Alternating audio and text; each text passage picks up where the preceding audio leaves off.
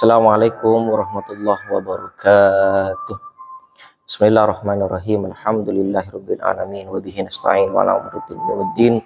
Wassalatu wassalamu ala Rasulillahi sayyidil amin wa ala alihi washabihi ajma'in. Amma ba'du.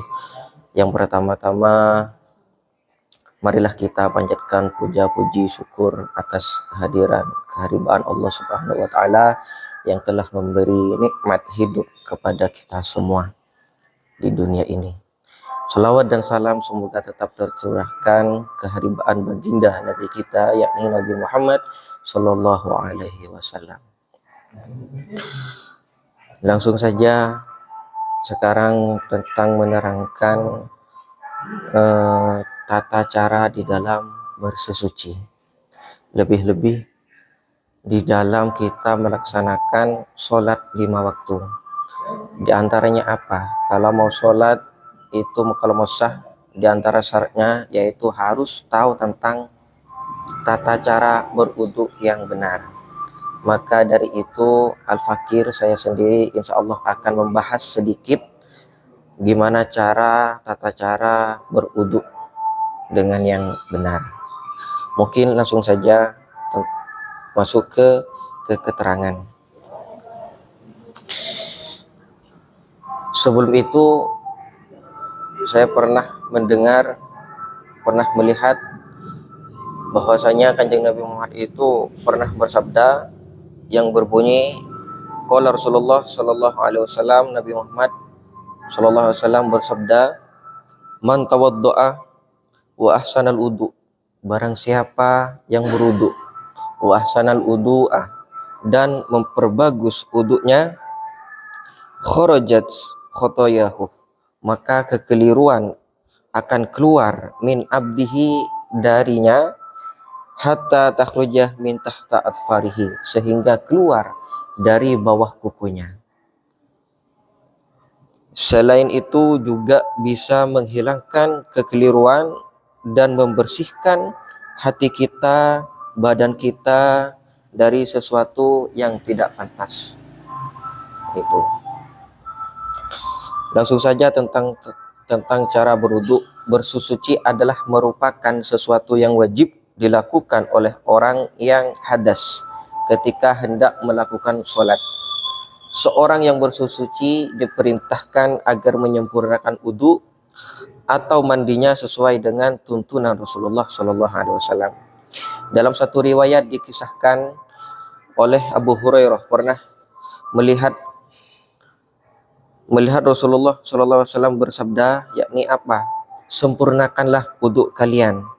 Karena apa? Karena aku pernah mendengar Rasulullah berkata, ingatlah bahwa neraka Wail itu dipersiapkan bagi orang-orang yang tidak menyempurnakan wudu ketika membasuh kaki, dan bagi orang yang tidak meratakan wudu ke setiap sendi-sendi tangan dan kaki. Itu sabda Rasulullah bagi yang tidak menyempurnakan wudunya. Maka apa akibatnya? Maka akibatnya itu akan dipersiapkan neraka Wail. Nah, gitu. Langsung saja masuk ke pembahasan tentang tata cara wudu. Di bab wudu itu ada 3 pembahasan, di antaranya tentang mengenai fardunya wudu, sunnah-sunnahnya wudu, dan sesuatu yang dapat membatalkan wudu. Adapun fardunya wudu itu dibagi menjadi 6 bagian. Sebelum itu perlu kita mengetahui istilah di dalam wudu. Kalau wudu pakai dhammah wawunya wudu, maka itu nama bagi pekerjaan kita. Kalau wudu pakai fathah wawunya wudu, maka itu nama bagi sesuatu yang akan digunakan oleh kita. Semisalnya yaitu air, itu namanya wudu. Itu wudu itu nama air, sedangkan wudunya itu pekerjaan kita. Itu. Fardunya wudu itu terbagi menjadi 6 bagian. Yang pertama yaitu niat. Niat ketika membasuh anggota badan. Terus yang kedua membasuh wajah. Membasuh wajah. Yang ketiga membasuh tangan 2 sampai sikut 2. Yang keempat membasuh sebagian kepala. Yang kelima membasuh kaki 2 sampai mata kaki 2. Sedangkan yang terakhir yaitu tertib. Tertib di sini yaitu harus diurut mulai dari pertama sampai terakhir. Tidak boleh loncat-loncat istilahnya. Itu fardunya wudhu ada 6. Terus sekarang tentang tata cara wudhu. Yang pertama itu harus bersih dari sesuatu yang menghalangi sampainya air terhadap anggota badan kita. Sebelum wudhu, pastikan wajah kita itu harus bersih, baik dari kedua tangan, kaki, wajah, itu harus bersih dari sesuatu yang menghalangi sampainya air pada anggota badan kita. Gitu. Apabila pada anggota wudhu terdapat luka, ya seumpamanya anggota badan kita yang wajib dibasuh, contohnya tangan, itu terdapat perban luka ya yang tidak boleh tersentuh air, maka apa kewajiban bagi kita? Yaitu wajib dibuka apabila tidak menambah parah saat terkena air. Nah, kalau tidak mendatangkan mudarat, kalau tidak mendatangkan bahaya, maka itu wajib. Di sini tuh wajib hukumnya, bukan sunnah. Kenapa? Karena hukum wajib itu tidak bisa ditoleransi. Kalau sudah wajib, ya wajib. Gitu. Terus yang kedua itu cukup diusap apabila akan menambah parah. Nah, sedangkan nanti kalau dibukanya nanti anggota badan kita yang luka itu dikhawatirkan menambah parah, maka apa yang harus dikerjakan oleh kita? Maka harus disempurnakan dengan tayamum. Sedangkan tayamum itu menggunakan debu yang suci. Itu. Terus yang kedua menggunakan air yang suci yang dapat mensucikan. Istilah di dalam kitab itu tohirun mutahhirun. Suci mensucikan. Air yang digunakan untuk wudhu harus dipastikan suci dan dapat mensucikan. Oleh karena itu sebaiknya berwudhu itu menggunakan air yang mengalir seperti keran atau wudhu dengan air yang jumlahnya banyak seperti di kamar mandi, di sungai tidak apa-apa, intinya air yang mengalir. Sedangkan ukurannya air yang 2 kolah itu kurang lebih 270 liter air gitu.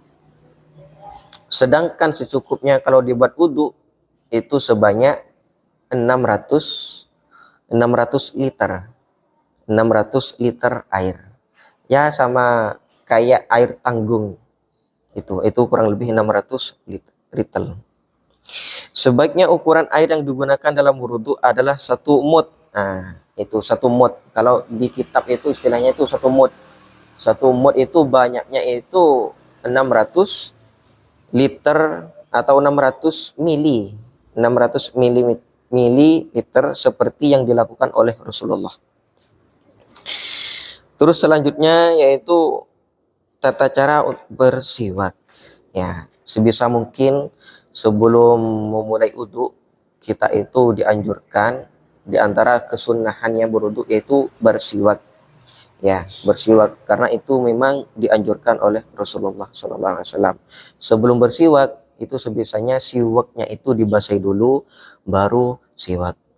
Adapun tentang tata cara bersiwak yaitu dimulai dari gigi bagian tengah langsung ke kanan ke kiri 3 kali langsung ke bawah, sama dari kanan ke kiri itu diulangi sebanyak 3 kali. Adapun doa ketika bersiwak yaitu Allahumma bayyid bihi asnani wa syaddid bihi lisani wa tsabbit bihi lihati was wafsah bihi lisani wa barik li fihi wa athibni alaihi ya arhamar rahimin. Itu doa tentang ketika kita mau bersiwak. Selanjutnya membasuh telapak tangan sebanyak 3 kali. Itu membasuh telapak tangan sebanyak tiga kali. Itu diantara kesunahannya. Kesunahan kita ketika berwudu. Selanjutnya berkumur dan menghirup air ke dalam hidung.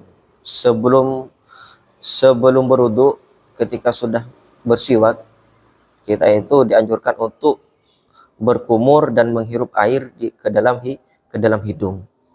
Ya, kalau di dalam kitab itu madmadah dan istinsyak. Madmadah itu berkumur, ngambil air sebanyak berapa? 3 kali cauan istilahnya.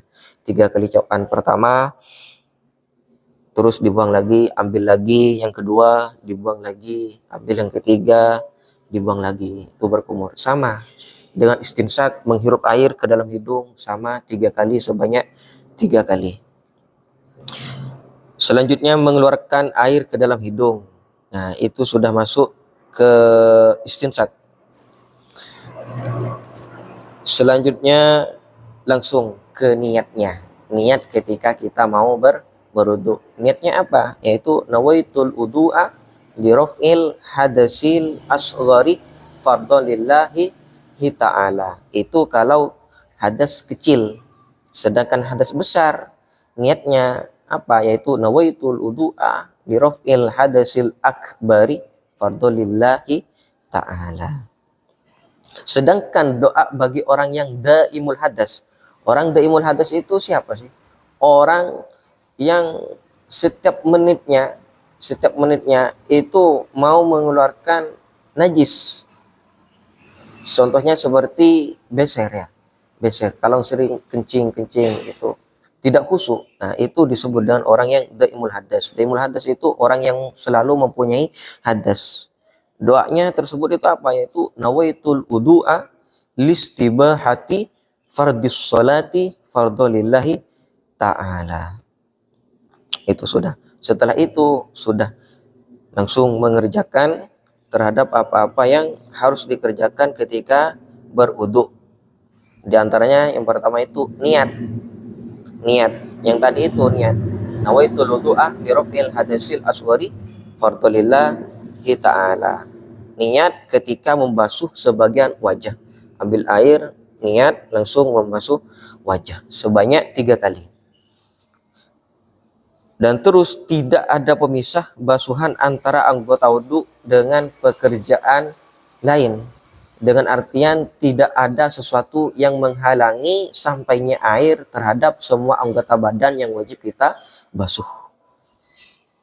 Terus tidak berbicara ketika berwudu kecuali bacaan yang telah ditetapkan. Kenapa? Karena hukumnya itu bisa menyebabkan makruh. Ya, berbicara di dalam wudu itu hukumnya makruh. Selanjutnya membasuh wajah tiga kali. Membasuh wajah 3 kali. Nah, batasan wajah itu gimana? Yaitu batasan wajah yang wajib dibasuh adalah mulai dari tumbuhnya rambut kita, ya, mulai dari tumbuh rambut kita, ya, bagian atas hingga di bawah dagu, melingkar. Mulai dari atas tumbuhnya rambut sampai ke kuping ini ada pentolannya ini sampai di bawah dagu. Itu yang harus kita basuh. Ya. Mulai dari kanan sampai kiri. Itu diwajibkan kita itu membasuh wajah. Itu. Terus tentang tata cara membasuh wajah. Nah, ini tentang cara-cara membasuh wajah. Yang pertama itu dimulai dari sisi atas wajah. Nah, ketika mengambil air itu kita itu harus mendahulukan dari atas dulu. Itu gini. Nah, ini. Itu sunnah. Dimulai dari atas wajah. Yang kedua, mengambil air menggunakan kedua tangan. Nah, ya kan kalau pakai satu tangan itu kurang. Makanya disunahkan itu pakai dua tangan. Karena itu dianjurkan. Terus yang ketiga, memperhatikan anggota yang biasanya air tidak sampai pada kulit dengan cara menggosok menggunakan jari telunjuk seperti sisi yang menghubungkan antara mata dan hidung dan di sekeliling bola mata. Gampangnya apa-apa yang ada di wajah kita itu harus dibasuh. Contohnya seperti bulu baik kumis, jenggot, alis itu harus dibasuh semuanya. Kalau jenggot itu istilahnya harus diselat-selati. Kalau yang tebal diginikan gitu.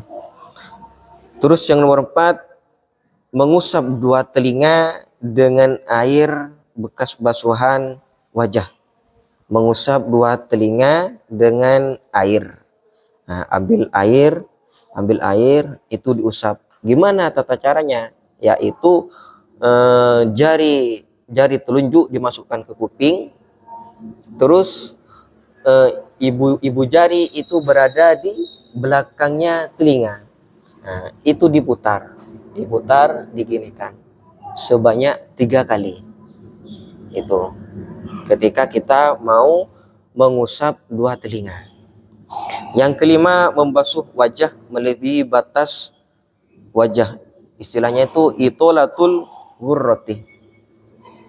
Berhati-hati saja. Ya, tidak mengambil separuh. Biasanya kan kadang cuman dibasah tok, pipi sama enggak. Ini kalau bisa itu dilebihkan tidak apa-apa. Ihtiyaton, berhati-hati.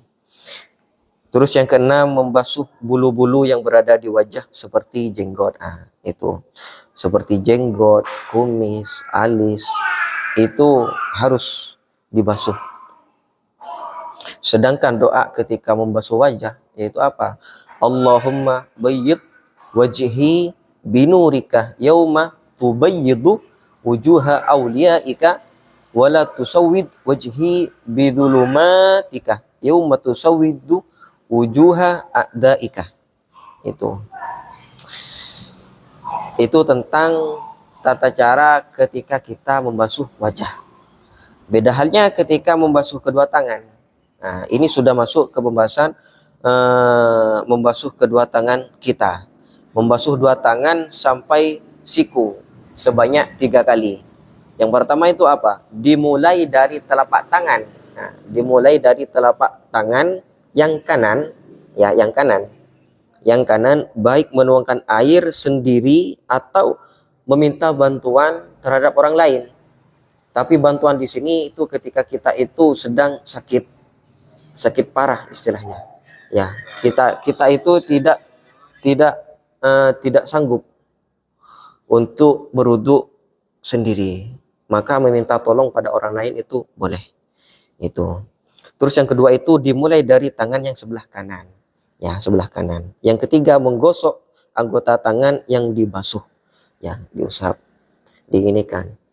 Ya, sunnah itu kalau di dalam kitab itu tangan itu kayak gini posisinya. Tapi biasanya kadang kan ada langsung kayak gini, itu gak apa-apa. Tapi yang sunnah itu diginikan. Ya, dari sebelah kanan. Terus yang keempat, membasuh bulu-bulu dan siku dan hal-hal yang berada di tangan. Nah, membasuhnya itu mulai dari tangan, anggota tangan yang kanan sampai siku. Ya, dengan catatan sampai siku. Kalau bisa itu lebih dari siku. Tidak boleh di bawah siku. Ya, kenapa? Karena bisa menyebabkan wudhu kita itu tidak sah atau batal.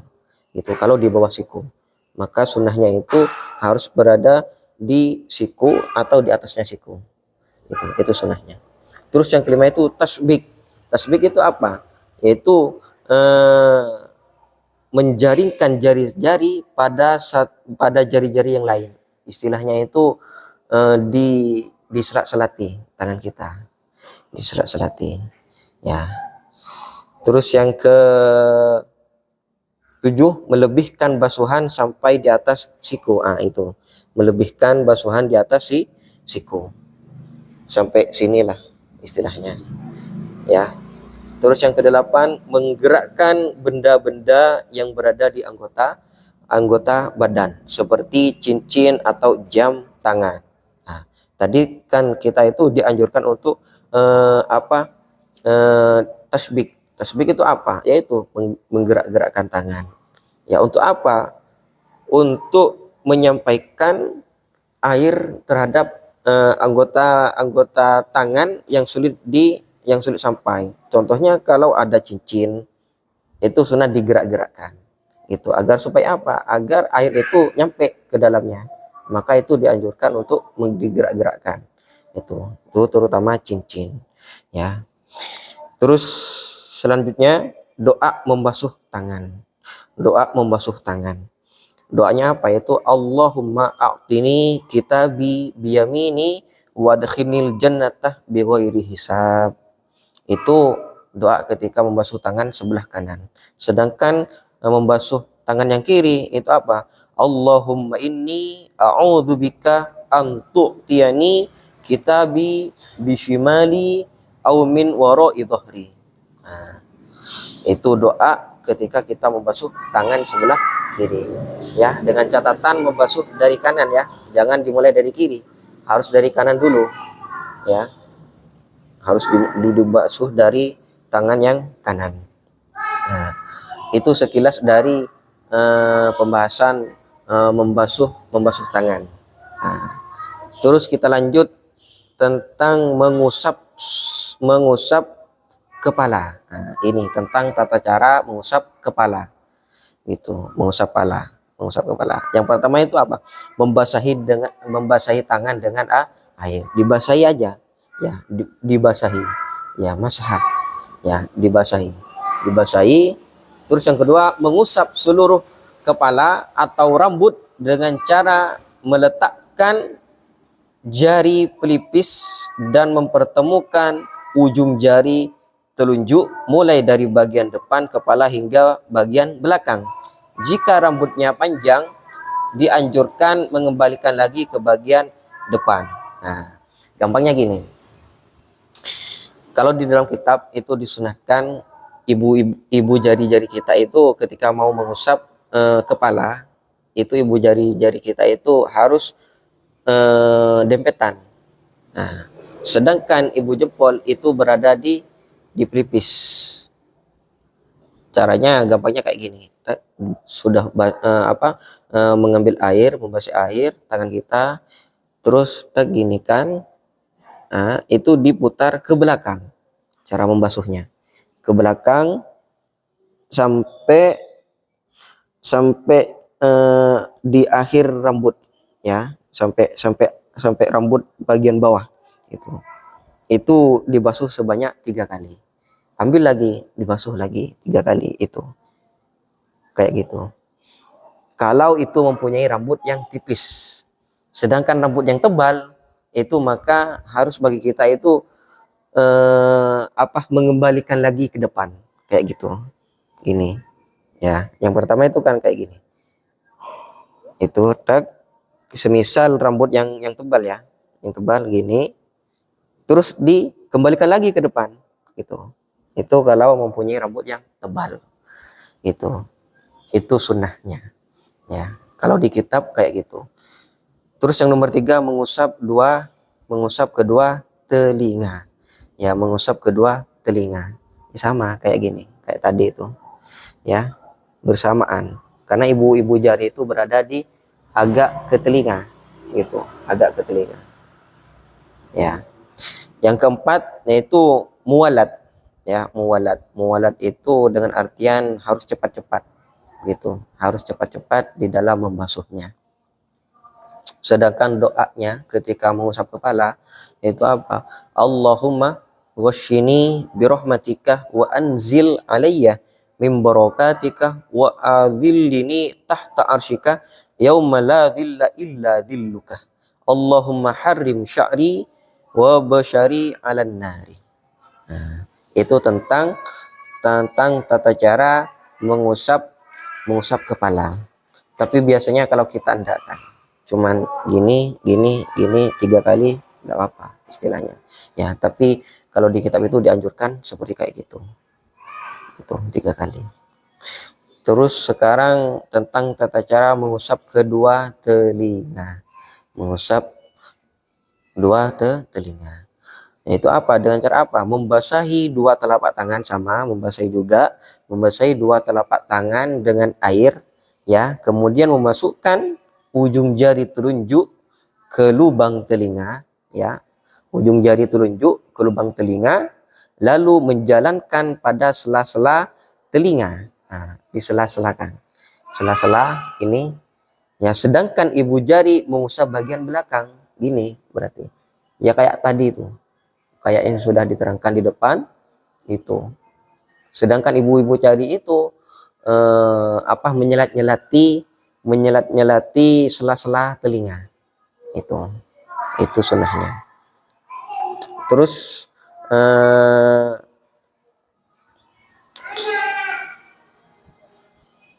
setelah itu langsung ke bawah, ya, langsung ke bawah. Apa? Yaitu membasuh kedua kaki sampai mata kaki 2, ya, sebanyak 3 kali, sama. Adapun tentang tata cara membasuh kaki itu gimana? Yaitu membasuh kaki kanan terlebih dahulu, kemudian kaki yang kiri. Basuhan dimulai dari kaki bagian kanan, baik dengan menuangkan air sendiri atau meminta bantuan terhadap orang lain, ya. Seterusnya dilanjut dengan membasuh kaki yang sebelah kiri. Kemudian menggosok anggota kaki yang dibasuh, terutama bagian tumit, ya. Selanjutnya membasuh kaki melebihi batas mata kaki perkiraan betis. Maka ketika membasuh kaki itu tidak boleh berada di bawahnya mata kaki. Itu harus di atasnya mata kaki. Sedangkan sunnahnya membasuh kaki itu kesunahannya dimulai dari kaki yang kanan, itu disela-selati dengan jari kelingking. Nah, istilahnya contohnya diginikan, diselat-selati itu sampai selesai, itu diselat-selati, dibasuh, ya, dibasuh. Itu sunnahnya. Sedangkan menuangkan airnya itu tidak boleh berada di bawahnya mata kaki, harus berada di atasnya mata kaki, ya, sampai ke betis istilahnya, ya. Itolatut tahjil, separuh betis itu. Terus selanjutnya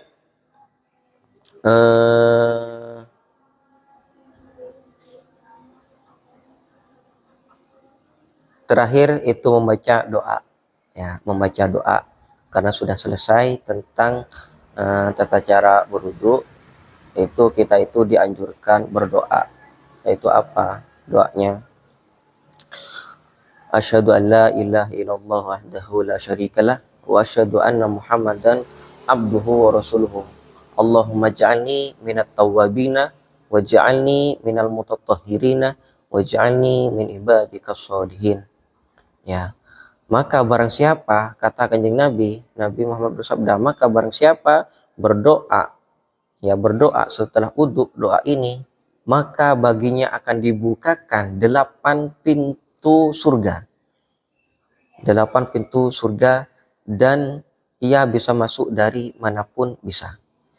Ya, bisa. Kalau kita membaca doa itu. Maka jangan malas lah ketika kita selesai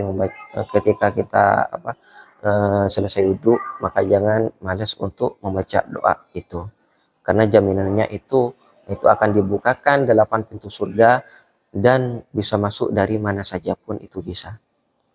Itu tentang cara berwudu. Nah, sedangkan selanjutnya tentang hal-hal yang membatalkan wudu. Sesuatu yang dapat membatalkan wudu. Kalau di kitab itu ada 6, ya.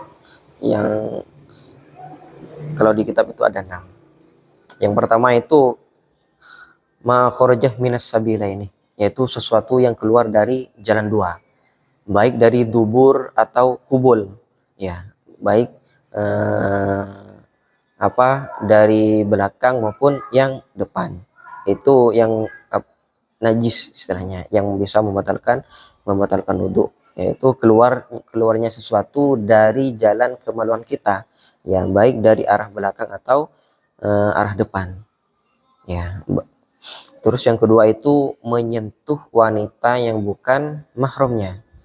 Maka ketika kita menyentuh perempuan yang bukan mahramnya, maka wudhu kita itu akan batal.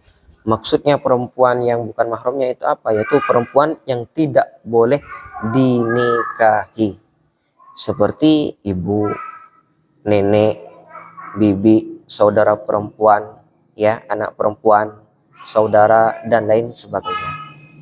Itu yang tidak yang menyebabkan wudhu kita itu batal. Terus yang ketiga itu tidur, an-naumu, tidur, ya.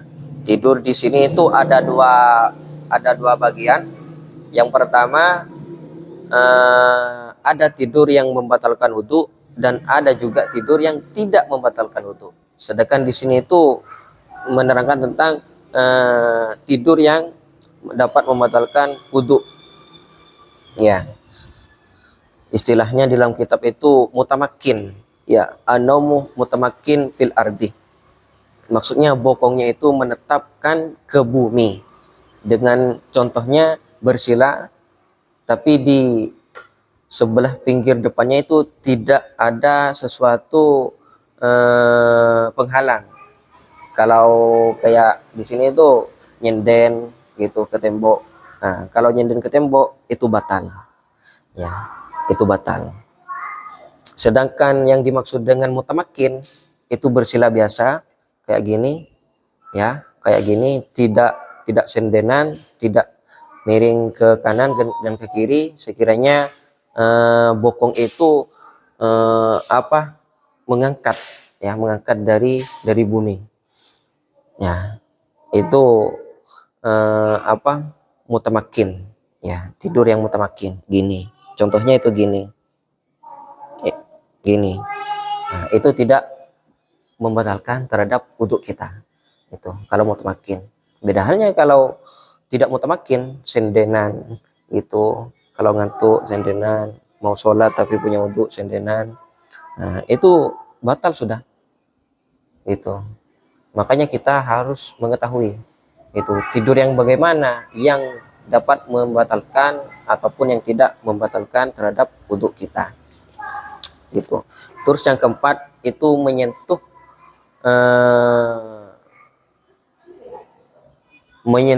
kemaluannya sendiri. Itu istilahnya, menyentuh kemaluannya sendiri. Menyentuh kemaluan sendiri dengan menggunakan telapak tangan bagian dalam, ya, menggunakan telapak tangan bagian dalam, bibatinil kafih, istilahnya dalam kitab itu bibatinil kafih. Beda halnya kalau di luarnya, itu ada yang berkata itu tidak membatalkan. Nah, kalau menyentuh dengan bagian dalamnya bibatinil kafih, yang putih ini, ya, itu dapat membatalkan. Nah, itu. Terus yang kelima itu hilangnya akal. Hilangnya akal baik disebabkan gila, mabuk, pingsan, atau ayan-ayanan. Nah, itu dapat membatalkan wudhu. Ya, gila, mabuk, ya, pingsan. Contohnya kita mau sholat, ya, ke masjid, udah punya wudhu, ya, romoro pingsan. Nah, itu sudah membatalkan wudhu kita. Gitulah, romoro pingsan. Ya, beda halnya kalau gila. Nah, kalau gila itu sudah tidak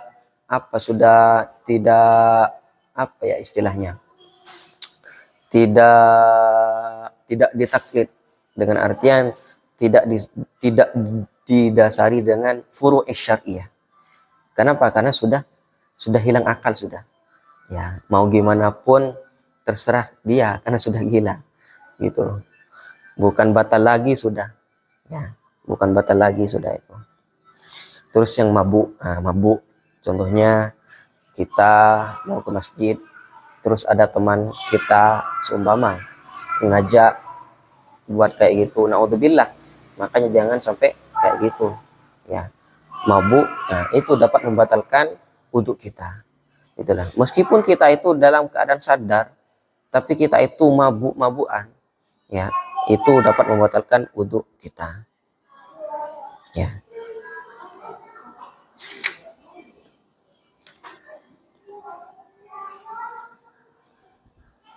Mungkin itu sekilas dari pembahasan tentang tata cara wudhu kita, baik dalam lingkup fardunya wudhu, sunnah-sunnahnya wudhu, ataupun yang membatalkan wudhu, ya. Mungkin sekian dari saya, kurang lebihnya wal afa minkum. Assalamualaikum warahmatullahi wabarakatuh.